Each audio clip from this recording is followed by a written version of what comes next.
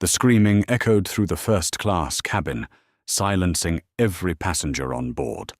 "People like her do not belong up here," the woman shrieked, pointing a manicured, diamond-clad finger at a young, exhausted mother, gently cradling her infant.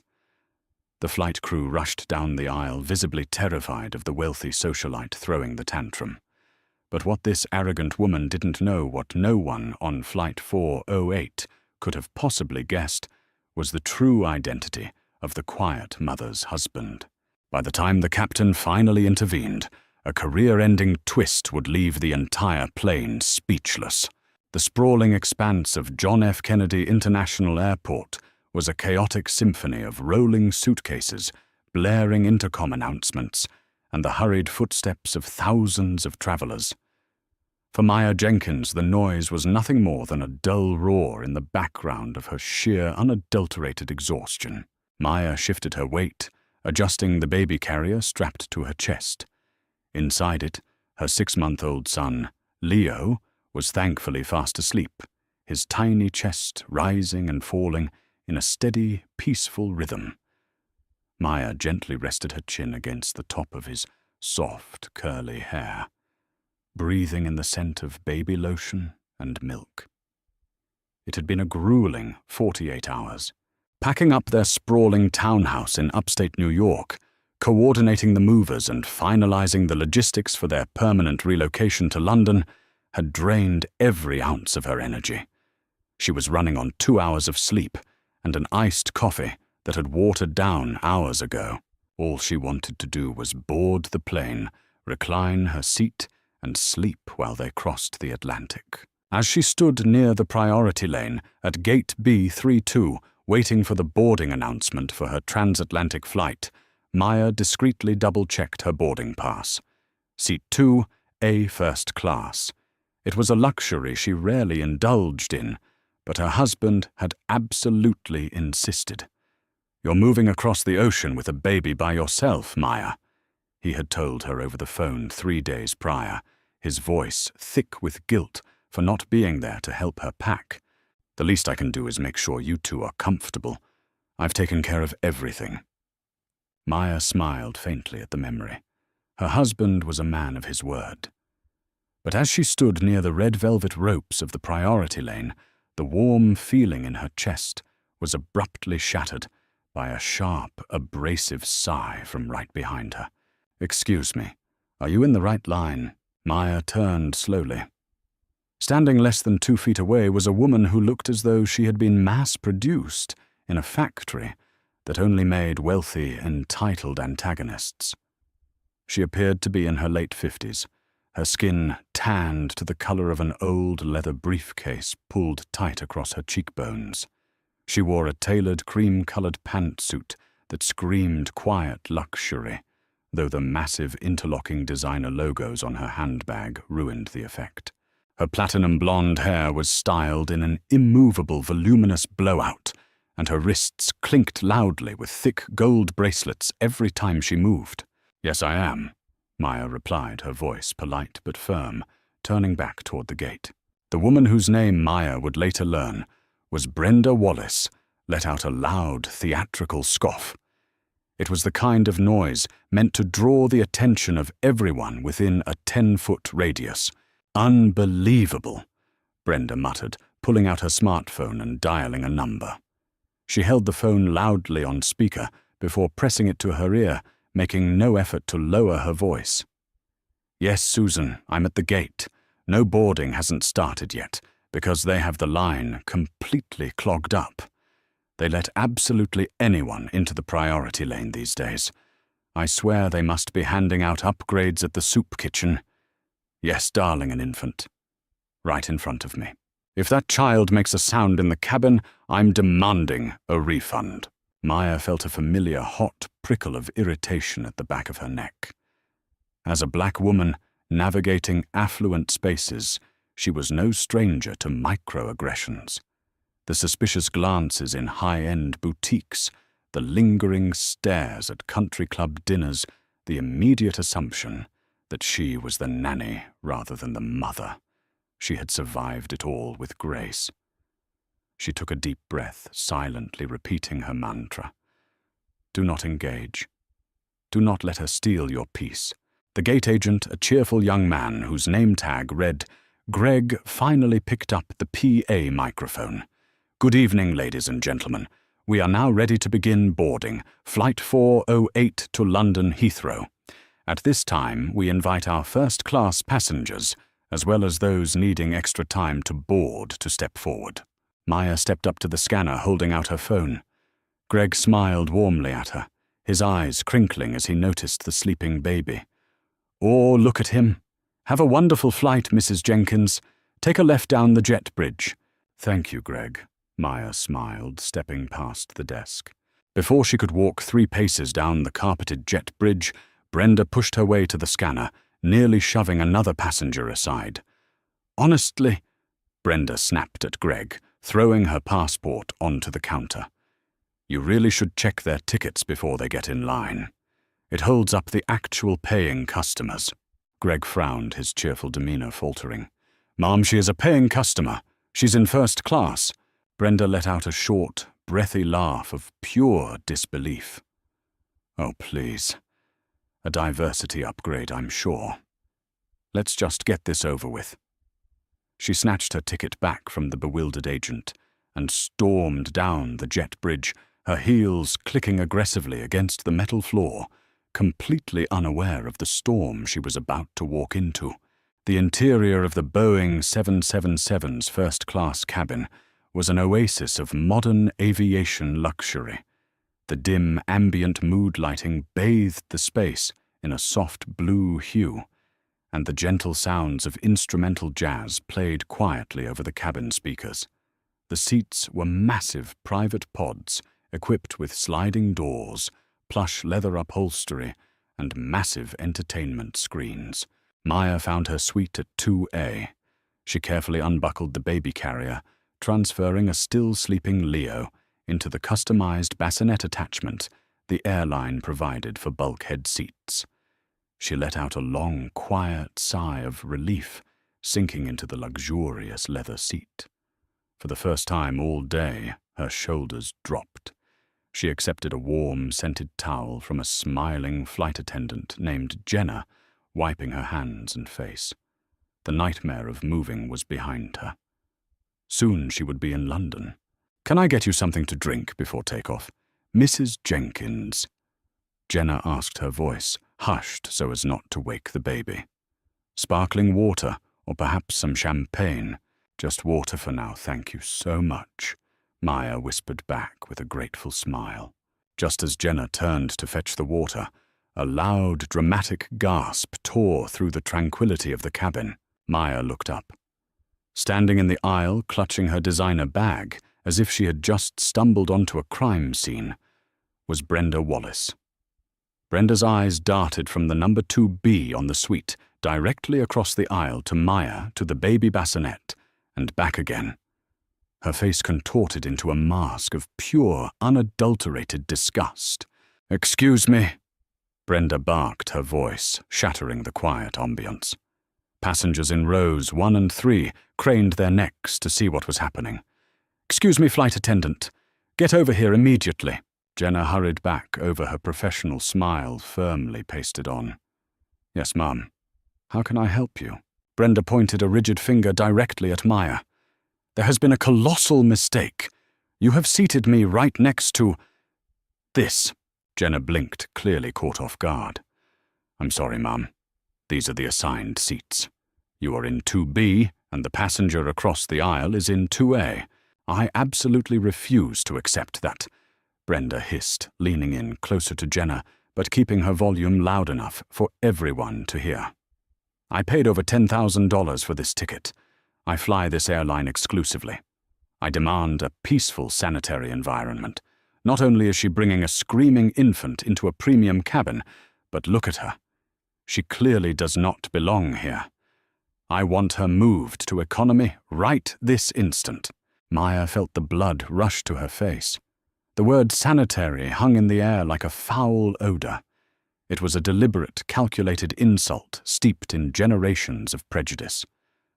Maya looked down at her own outfit, a perfectly clean high-end cashmere lounge, set that was both practical for traveling and undeniably expensive. It wasn't about what she was wearing. It was entirely about the color of her skin. A businessman seated in 3AA man named David shifted uncomfortably in his seat and muttered, "Jesus, lady, keep your voice down." Maya unbuckled her seatbelt and sat up perfectly straight. She refused to shrink. She looked Brenda dead in the eye, her voice calm, measured and dangerously cold. "I am sitting in the seat I paid for. My son is currently sleeping. You are the only person in this cabin causing a disturbance." Brenda's jaw dropped in faux outrage. "How dare you speak to me? You insolent little—" She cut herself off, whirling back to Jenna. "Do you see this? Do you see how she speaks to a Platinum Medallion member? I know exactly what happened here. She used some cheap airline miles, or the airline gave her a pity upgrade for good PR. Well, I am not participating in your little diversity experiment. Move her to the back where her kind belongs." Jenna's face paled. Flight attendants were trained to handle unruly passengers, intoxicated travelers, and medical emergencies. Dealing with blatant aggressive racism from a high-net-worth individual in the middle of boarding was a nightmare scenario. "Mom!" Jenna said, her voice dropping an octave, trying to command authority. "Mrs. Jenkins is a ticketed first-class passenger. We do not move passengers based on personal preference. I must ask you to lower your voice and take your seat, or you will be delaying the departure of this aircraft." "I am not sitting down," Brenda shrieked, slamming her handbag onto the console of seat 2B. The sudden violent noise was like a gunshot in the quiet cabin. In the bassinet, Leo's eyes shot open. He let out a startled whimper, which quickly escalated into a full-throated, terrified wail. Maya's heart clenched. She immediately reached into the bassinet, pulling Leo to her chest, rocking him and shushing him gently. "Shh, it's okay, baby. Mama's here. I've got you." Brenda threw her hands in the air victoriously. "See, there it is. The crying. I told you I am not enduring 8 hours of ghetto noise across the Atlantic Ocean. Get the purser. Get the manager. Get whoever is in charge of this metal tube right now, because I am not taking no for an answer." The boarding process at the front door had completely stalled. Economy passengers filing past the first-class cabin were stopped in their tracks, staring wide-eyed at the wealthy white woman screaming in the aisle. A few people pulled out their cell phones, the little red recording lights blinking on. Maya pressed her face against Leo's soft cheek, closing her eyes. She felt a deep, profound sadness mixed with a boiling rage. Why did she have to endure this? Why did her 6-month-old son have to be subjected to this woman's vitriol? But beneath the sadness, a quiet, terrifying confidence began to settle in Maya's bones. Brenda Wallace had picked the absolute wrong woman to mess with. She just didn't know it yet. What seems to be the problem here? The voice was deep, authoritative, and perfectly composed. Thomas Reed, the chief purser of Flight 408, stepped into the first-class cabin. Thomas was a veteran of the skies, a man in his late 40s with distinguished silver at his temples and an immaculate navy blue uniform. He had spent 20 years handling diplomats, celebrities, and billionaires. It took a lot to rattle him. Thank God, someone with some sense. Brenda sneered, crossing her arms over her chest. "Are you the head flight attendant?" "I am the purser, yes," Thomas said smoothly, though his eyes darted quickly to Maya, taking in her distressed posture and the crying baby before locking back onto Brenda. "How can I resolve this issue so we can finish our boarding process?" "It's very simple," Brenda dictated, speaking to Thomas as if he were a slow-witted child. "This woman and her screaming baby are seated next to me. I do not tolerate infants in first class, and I certainly do not tolerate people of her demographic pretending they belong in elite spaces. You need to escort her back to coach immediately. I'm sure there's an empty middle seat near the bathrooms." Thomas's professional smile vanished entirely. The air in the cabin seemed to drop 10 degrees. He reached into his suit pocket and pulled out his company tablet, pulling up the digital manifest. "Ma'am, please wait one moment," Thomas said tightly. He tapped on the screen, verifying Maya's seat assignment. He looked at Maya, his expression softening slightly. "Mrs. Jenkins, is everything all right?" "I am fine," Maya said softly, though her hands trembled slightly as she patted Leo's back. The baby was finally starting to quiet down, reducing his cries to soft hiccups. "I just want to be left alone." Thomas nodded. He turned to Brenda, drawing himself up to his full height. "Ma'am, Mrs. Jenkins is an explicitly ticketed passenger in seat 2A. She has every legal right to be in that seat. Furthermore, the airline does not discriminate or move passengers based on race class or personal prejudices. You have 2 options. You can take your assigned seat in 2B and remain quiet for the duration of this flight, or you can gather your belongings and exit the aircraft right now." Brenda's eyes bulged. The heavy gold chains on her neck rattled as she took a step toward Thomas, invading his personal space. "Do you have any idea who you are talking to?" Brenda hissed, spit flying from her lips. "Do you know who my husband is?" "My husband is Arthur Wallace. He is the CEO of Wallace Global Logistics. He plays golf with the Vice President of Operations. For this very airline, I can make one phone call right now and have you stripped of that cheap uniform by morning. I will have you fired. I will have her fired." She pointed viciously at Jenna. "And I will sue this airline for emotional distress." The passengers were entirely silent now. Even the people recording on their phones seemed to hold their breath. The sheer venom radiating from Brenda was suffocating. "I don't care if your husband is the President of the United States," David the businessman in 3A finally barked. "Sit down and shut up. We have places to be." "Mind your own business, you peasant," Brenda shrieked back at him. Thomas held up a hand, signaling David to stay out of it. "Ma'am, this is your final warning. Sit down, or I am calling airport security to have you forcibly removed from this aircraft." Brenda let out a wicked, triumphant laugh. She reached into a bag and pulled out her phone. "Call security. In fact, get the captain out here right now. Let's see what the captain has to say when I tell him you're harboring a hostile environment and letting ghetto trash ruin the safety of this flight." "Get the captain." Maya felt a fresh wave of nausea. The word trash hit her like a physical blow.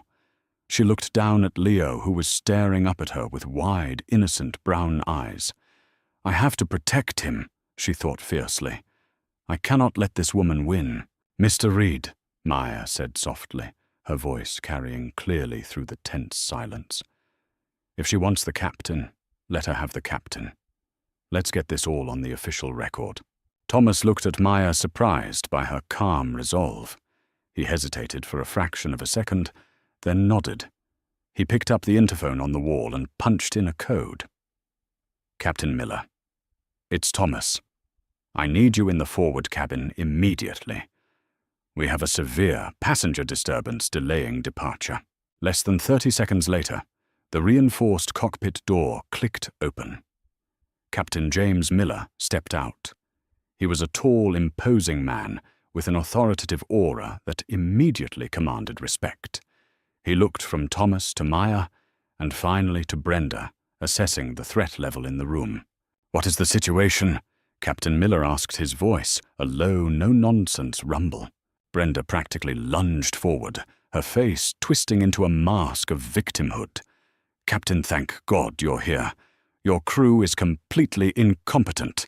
This woman," she gestured wildly at Maya, "snuck her way into first class with a screaming child. She is harassing me, making me feel unsafe, and your crew is refusing to remove her.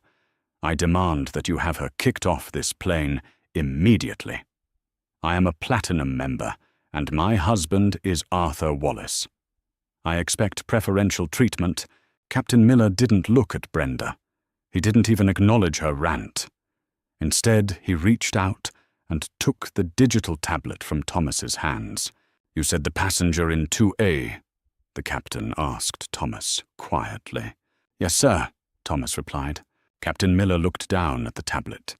He tapped the screen to expand the passenger details for seat 2A. As his eyes scanned the screen, the passengers watching closely saw something incredible happen. The blood drained completely from Captain Miller's face. His eyes widened in absolute shock. He stared at the screen, then slowly looked up his gaze, fixing entirely on Maya Jenkins. He didn't see a helpless mother. He didn't see an exhausted traveler. He saw the red blinking security code attached to her profile, a clearance code that was only ever generated for the absolute highest echelon of corporate royalty. The captain swallowed hard, his Adam's apple bobbing in his throat. The silence in the cabin was suddenly electric. Brenda smirked, crossing her arms, believing the captain was shocked by Maya's audacity. "Do you see it, Captain? Do you see the fraud? Have her arrested?" Captain Miller finally spoke, but he didn't address Brenda. He looked directly at Maya, his voice dropping to a tone of deep, profound respect and a hint of absolute terror. "Mrs. Jenkins," the captain said slowly, clearly enunciating every syllable so it rang through the quiet cabin. "Please accept my most sincere apologies. Had I known you were on this flight, I would have personally greeted you at the gate." Brenda's smirk froze. Her arms slowly uncrossed. The captain turned slowly to face Brenda, his expression turning to stone. "Madam," he said coldly, "do you have any idea whose wife you are screaming at?" The silence that followed Captain Miller's question was heavy, suffocating, and absolute. The ambient jazz music playing softly through the cabin speakers seemed to mock the sheer paralyzing tension gripping first class. Every single passenger was frozen, their eyes darting between the towering authoritative figure of the captain and the suddenly pale, trembling form of Brenda Wallace. Brenda's mouth opened and closed several times, resembling a fish pulled abruptly from the water. The arrogant sneer that had painted her face just moments before melted into a mask of profound confusion. She looked at Maya, then back at the captain, letting out a weak, breathy scoff that lacked all of its previous venom. What kind of ridiculous question is that?" Brenda stammered, her diamond bracelets clinking nervously as she gripped the leather trim of her seat. "I don't care who she is. I don't care who she's married to. She is a disruption, and I am a paying, top-tier customer. My husband is Arthur Wallace." Captain Miller did not flinch. He did not raise his voice. He simply stepped forward, closing the distance between himself and Brenda, using his sheer physical presence to shrink her into the corner of her private suite. "Your husband's identity is entirely irrelevant to me, madam," Captain Miller said, his voice dropping to a low, dangerous register that carried effortlessly through the quiet cabin. "But since you are so obsessed with status titles and corporate leverage, allow me to educate you. You are currently demanding the removal of Maya Jenkins. Her husband is Richard Jenkins." A few gasps echoed from the rows behind them. David, the businessman in seat 3A, dropped his phone directly into his lap, his jaw slacking in sheer disbelief. Brenda blinked rapidly, her perfectly manicured fingernails digging into her designer handbag. "Richard Jenkins? Who on earth is Richard Jenkins? Am I supposed to be impressed by some Richard Jenkins?" Captain Miller interrupted, his voice cutting through the air like a steel blade, "is the founder, chief executive officer, and majority shareholder of Horizon Global Holdings. That is the parent conglomerate that finalized a total corporate buyout of this very airline 3 weeks ago. He is not just a VIP passenger. He literally owns the airplane you are standing on. He employs me. He employs this flight crew. And as of this moment, you are trespassing on his wife's private property. The color completely drained from Brenda's face, leaving her deeply tanned skin looking ashen and sickly. Her knees visibly buckled, and she collapsed heavily into the plush leather of seat 2B. Maya remained perfectly still in seat 2A. She gently patted the back of her sleeping son. Leo, her face, a mask of elegant, terrifying calm. She had specifically requested that her booking not be flagged with corporate VIP codes. She despised the fawning, the excessive attention, and the special treatment that came with Richard's immense wealth. She had just wanted a quiet, peaceful flight to London to join her husband at his new European headquarters. But Richard, ever the protective husband, must have quietly placed a permanent security override on her profile to ensure she was treated like royalty if anything went wrong. That's impossible. Brenda whispered, her voice barely a squeak. She shook her head frantically, her voluminous blonde hair losing its immaculate shape. You're lying. You are making this up to protect her. Horizon Global is a multi-billion-dollar firm. The CEO's wife wouldn't be flying commercial, even in first class. She'd be on a private jet. Maya finally turned her head, her dark eyes locking onto Brenda. The sheer authority radiating from Maya was enough to make the flight crew take a collective step back. My husband's private fleet is currently undergoing mandatory aviation safety inspections in Geneva, Maya said, her voice perfectly modulated, devoid of anger, but brimming with an icy, undeniable power. I chose to fly commercial because I didn't want to delay my relocation. But more importantly, Mrs. Wallace, I chose to sit here because I paid for the seat. The same as you. Brenda swallowed hard, visibly struggling to maintain her fabricated sense of superiority. Listen here. I'm still a customer. My husband's company, Wallace Global Logistics, handles millions of dollars in freight. If you think Wallace Global Logistics... Maya interrupted gently.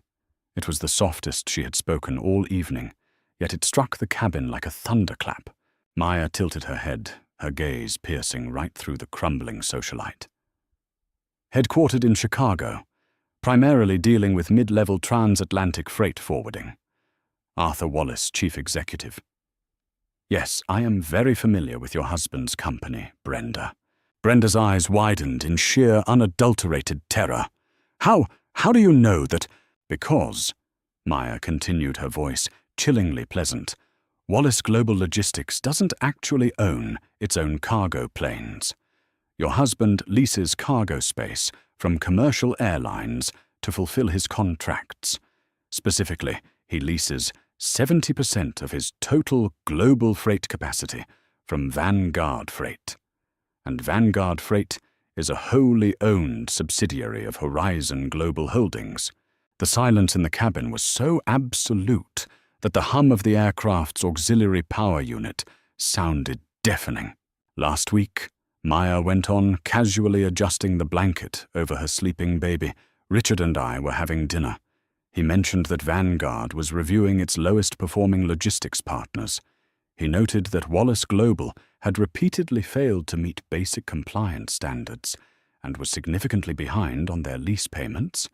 He was debating whether to renew their contract for the upcoming fiscal quarter or to bankrupt them by pulling their freight allocation entirely.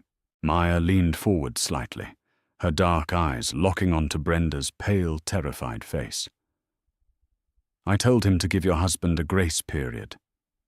I told Richard that times were tough and we should show some corporate empathy. Maya paused, a slow, dangerous smile spreading across her lips. I think I might rescind that advice when we land in London. Brenda let out a choked, desperate noise. The realization of what she had just done crashed over her like a tidal wave. She had not just insulted a passenger. She had not just harassed a mother.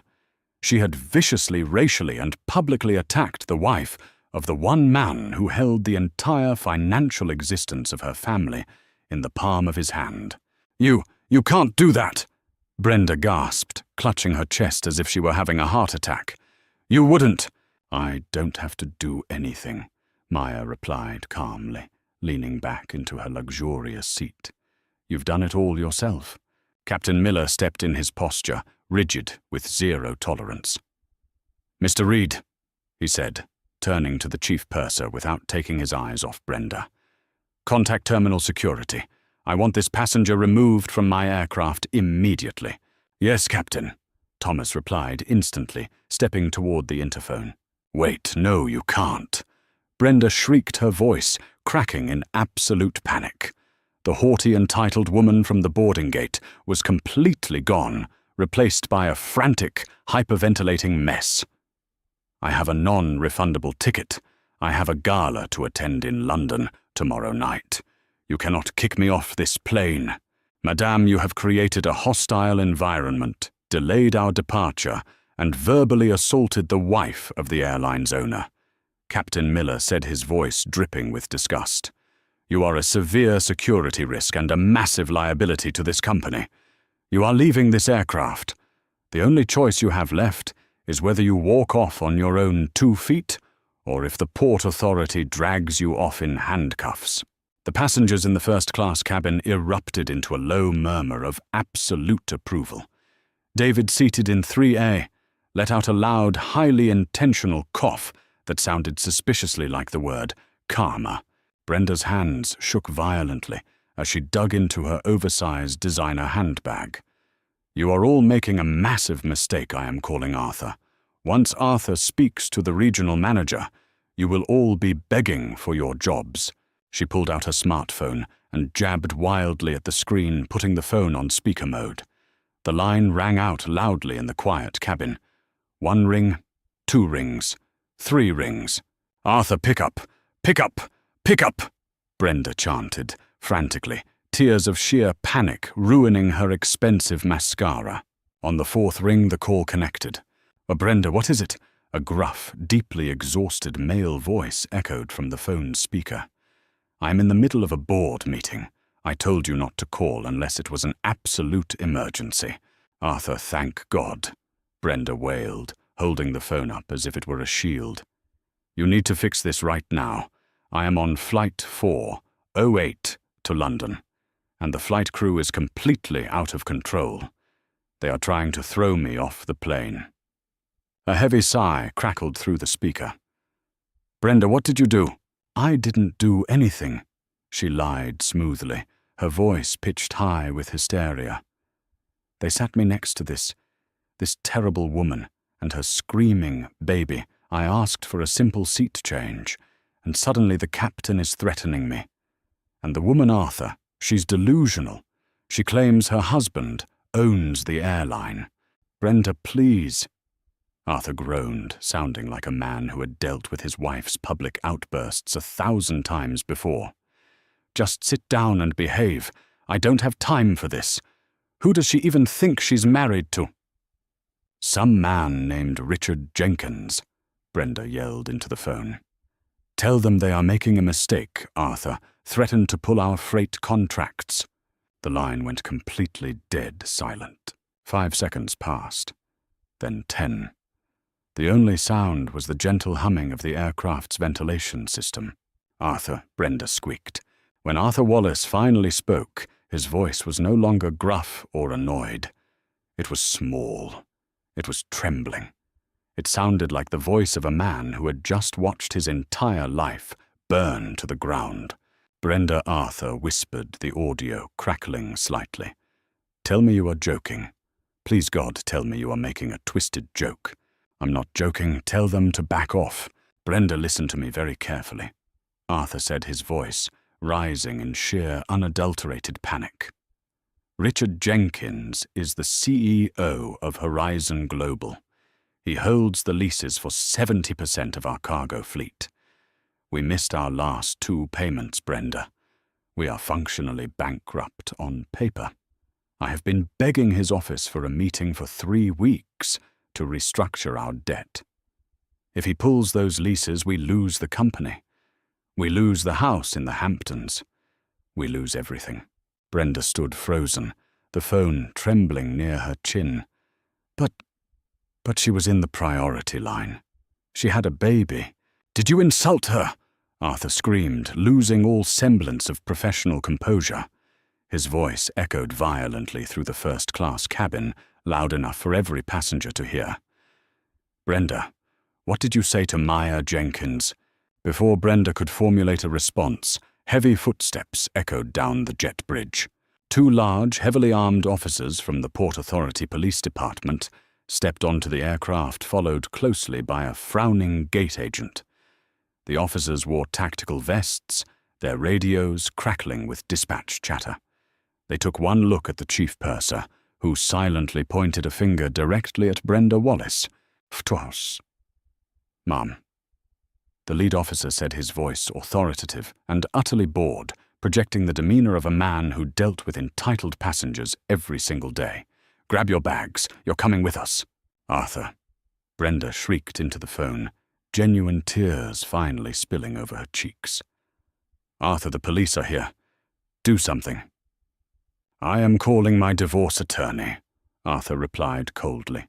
The line disconnected with a sharp, definitive beep. Brenda stared at her phone screen, her mouth hanging open. The empire she thought she ruled, the status she had wielded like a weapon to demean a young mother, had just evaporated into thin air in less than 10 minutes. "Let's go, ma'am," the second officer said, stepping into the aisle and grabbing Brenda firmly by the elbow. "Do not make us drag you out of here. It's a federal offense to interfere with a flight crew." Defeated, utterly humiliated, and completely broken, Brenda silently reached for her designer bag. She couldn't look at Maya. She couldn't look at the captain.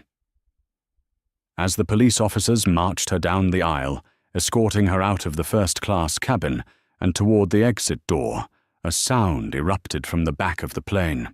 It started with a single slow clap from David in seat 3A.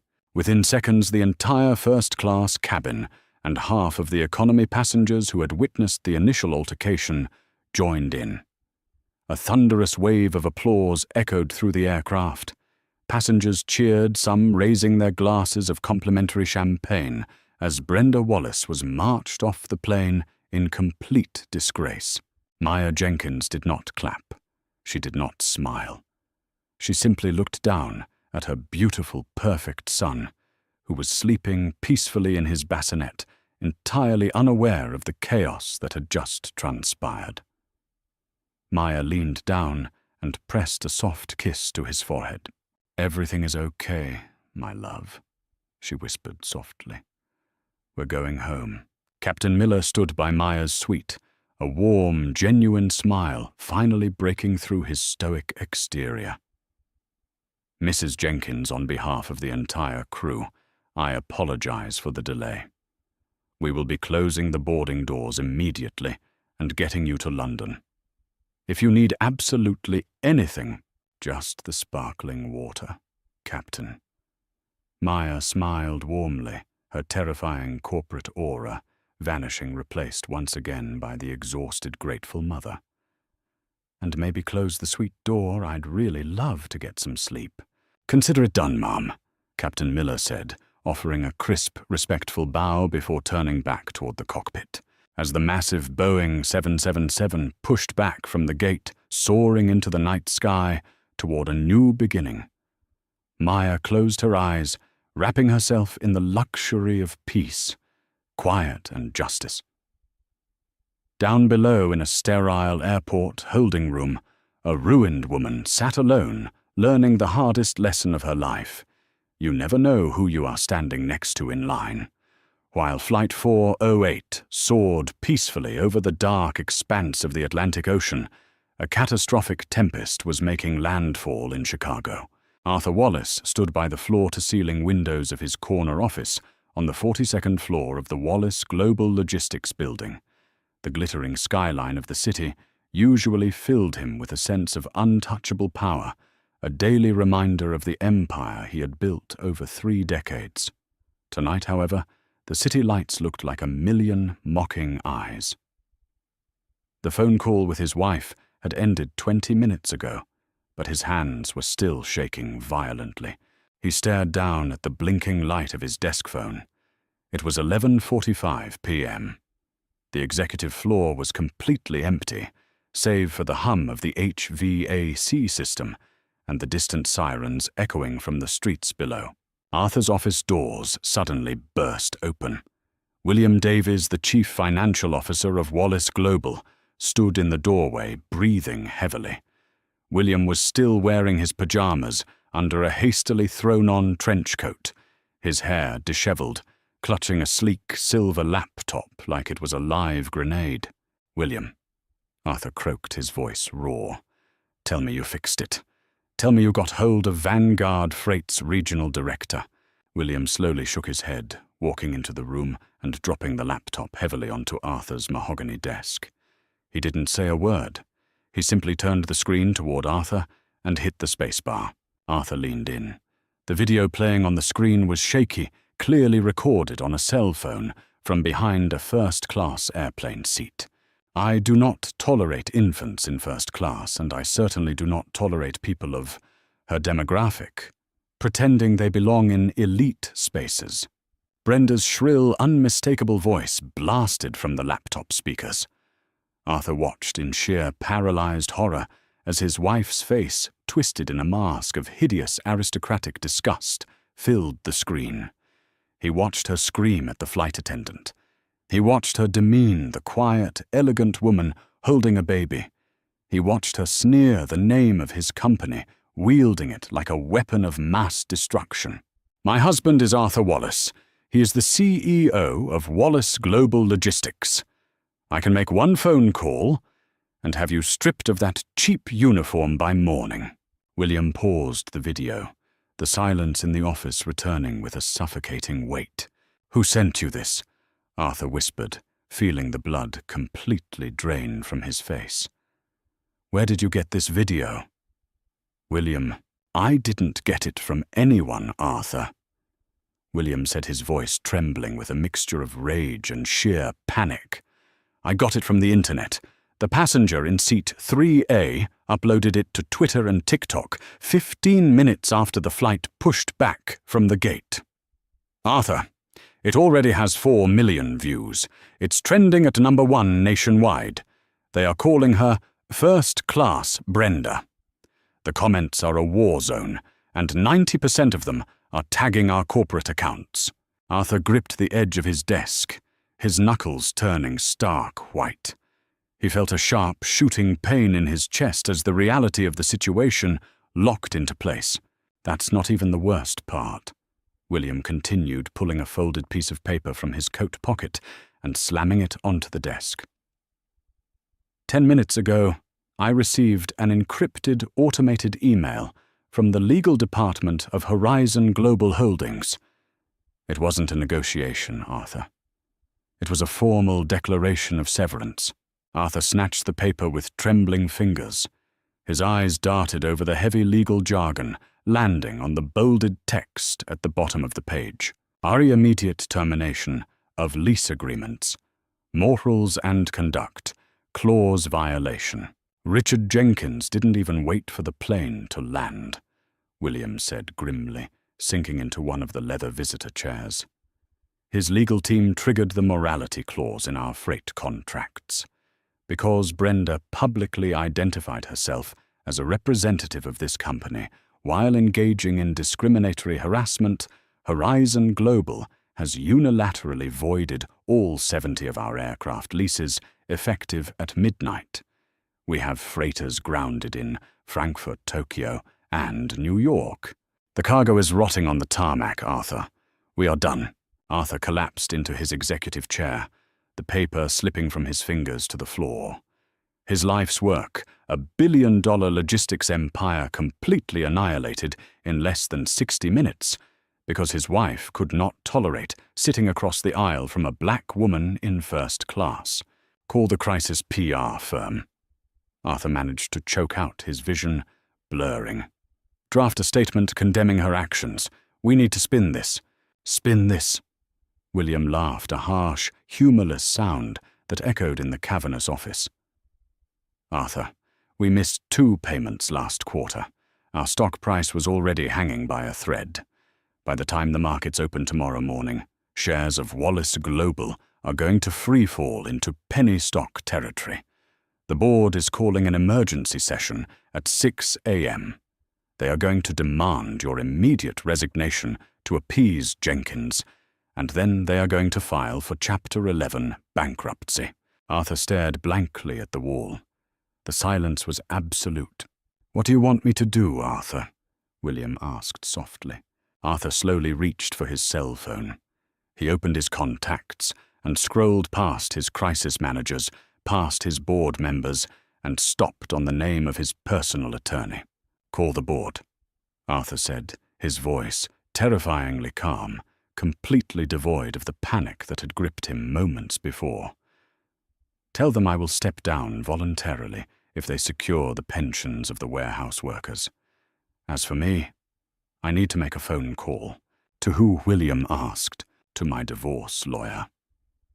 Arthur replied, his eyes narrowing into cold, unforgiving slits. "I had a public embarrassment clause written into our prenuptial agreement 10 years ago. If she severely damaged my reputation or the company's standing, she forfeits her right to alimony and her shares in the estate. She burned my kingdom to the ground, William. I am going to make sure she walks away with absolutely nothing but the designer clothes on her back." Meanwhile, 1,000 miles away in New York, Brenda Wallace sat shivering on a hard plastic chair in a sterile holding cell at the Port Authority police precinct. Her platinum blonde blowout was completely ruined, hanging in limp, greasy strands around her tear-stained face. The heavy gold bracelets had been confiscated, replaced by the humiliating cold steel of a bench cuff, securing her wrist to the wall. She had spent the last 2 hours screaming demands, threatening lawsuits, and demanding her phone call. When the exhausted desk sergeant finally handed her a battered landline, she had dialed Arthur's cell phone with frantic, desperate energy. It had gone straight to voicemail. She tried his office line, disconnected. She tried her personal American Express concierge to book her a private jet back to Chicago. The operator had politely informed her that the primary account holder, Arthur Wallace, had frozen all secondary cards and locked the joint checking accounts. Brenda stared at the concrete wall of her cell, the fluorescent lights buzzing loudly overhead. For the first time in her pampered, insulated life, there was no manager to complain to. There was no corporate loophole. There was no husband's name to wield as a shield. She was entirely, utterly alone, sitting in the ashes of the fire she had started. The descent into London. Heathrow Airport was smooth, the massive Boeing 777 breaking through the dense early-morning English fog. Inside the first-class cabin, the mood lighting slowly shifted to a warm sunrise orange. Maya Jenkins stirred in seat 2A. She stretched her legs, feeling remarkably rested. She looked into the bassinet, smiling warmly, as little Leo blew a small bubble, his chest rising and falling in deep, peaceful sleep. "Good morning, Mrs. Jenkins," Jenna, the flight attendant, whispered softly as she approached the suite, holding a silver tray with a fresh cappuccino, a warm croissant, and a folded copy of the morning newspaper. "I hope you and the baby slept well." "We slept beautifully, Jenna." "Thank you." Maya smiled, accepting the coffee. She noticed that Jenna's hands were no longer shaking, and the exhausted tension from the boarding process had completely vanished from the crew's faces. "Captain Miller has arranged for a private vehicle to meet you directly on the tarmac once we park," Jenna added, her eyes crinkling in a warm smile. "We just wanted to say thank you. The crew really appreciates how you handled the situation yesterday." Prejudice thrives when people shrink away from it, Jenna, Maya said softly, taking a sip of the rich coffee. I just refuse to shrink. 20 minutes later, the aircraft taxied to a private VIP section of the terminal. Maya gathered her belongings, securing Leo comfortably back into his chest carrier. She bid farewell to Thomas Captain Miller and the rest of the crew, stepping out of the aircraft door and breathing in the crisp, cool London air. Waiting at the bottom of the private air stairs was a sleek, black Rolls-Royce Phantom. Standing beside it, wearing a sharply tailored charcoal suit that perfectly complemented his tall, athletic frame, was Richard Jenkins. Despite the sheer intimidation his presence usually commanded in boardrooms across the globe, the moment Richard saw his wife, his stern features melted into a smile of absolute, unfiltered adoration. He bypassed the security detail, taking the stairs 2 at a time, and wrapped his arms securely around Maya and the baby. "You made it," Richard murmured, pressing a deep, lingering kiss to Maya's temple. "I am so incredibly sorry I wasn't there to handle that luggage. I missed you." Maya breathed out, burying her face into his lapel, instantly feeling the last remaining traces of her stress evaporate. She pulled back slightly, giving him a knowing look. "Though I suspect you were quite busy handling other things while I was sleeping." Richard chuckled a low, rumbling sound. He gently stroked Leo's curly hair before guiding Maya toward the open door of the Rolls-Royce. "You could say that. The internet works much faster than transatlantic flights, my love." As the heavy doors of the luxury car closed, cocooning them in soundproof, leather-lined silence, Richard pulled an iPad from the seat pocket and handed it to Maya. "I didn't want to bombard you the moment you landed, but you need to see this," Richard said gently. Maya tapped the screen. She watched wide-eyed as the viral video played out. She saw the millions of views, the news articles, the statement from the Wallace Global Board of Directors announcing Arthur's immediate resignation and the subsequent bankruptcy filing. It was a digital massacre, Richard, Maya whispered, scrolling through the headlines. "They lost everything." "Not everything," Richard corrected smoothly, adjusting his cuffs. "I had my legal team draft a secondary proposal at 3 a.m. I offered to purchase Wallace Global's remaining physical assets and assume their operational debts for pennies on the dollar. We acquired them an hour ago." Maya looked up surprised. "You bought his company. I bought his infrastructure." Richard clarified, his eyes darkening slightly with protective resolve. "Arthur Wallace is gone. His golden parachute was completely revoked by the board. However, I wasn't going to let 3,000 warehouse workers, truck drivers, and logistics coordinators lose their livelihoods right before the holidays, just because the CEO's wife is a bigot. Horizon Global will absorb the working-class employees into our vanguard fleet. They keep their jobs, their pensions, and their health care." Maya felt a swell of profound pride. This was exactly why she loved him. Richard was a titan of industry, ruthless when necessary, but his moral compass was unwavering. He didn't just exact revenge, he constructed justice. "And Brenda?" Maya asked softly. Richard's expression turned utterly cold. "Arthur Wallace filed for an expedited divorce at 5 a.m. Chicago time. He activated a reputation clause in their prenuptial agreement. Because her actions caused the total liquidation of his assets, the judge granted an immediate freeze on her accounts. She has no access to the estate, no alimony, no trust funds. Furthermore, Horizon Global has banned her for life from stepping foot on any aircraft property or subsidiary owned by our conglomerate." Maya looked out the tinted window as the car glided effortlessly through the bustling streets of London.